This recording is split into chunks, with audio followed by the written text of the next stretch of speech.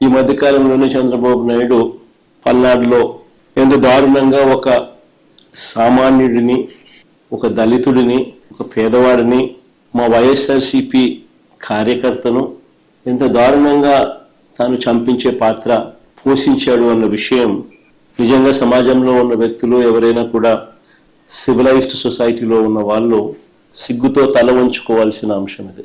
ఈ విషయంలో నిజంగా జరుగుతా ఉన్న అన్యాయం గురించి కూడా ప్రస్తావిస్తాం.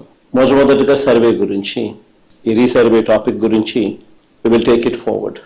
ఈ మధ్యకాలంలో చంద్రబాబు నాయుడు గారు మాట్లాడుతూ ఉన్న మాటలు ఈ రీసర్వే సబ్జెక్ట్ మీద మనమంతా కూడా చూస్తే ఒకసారి ఈ భూమండలం మీద నిజంగా ఇంతటి దారుణమైన క్రెడిట్ చోరీ చేయగలిగిన వ్యక్తి ఇంకొకడెవడైనా ఉండగలడా అని అనిపించేట్టుగా చంద్రబాబు నాయుడు గారు మాట్లాడుతూ ఉన్నారు.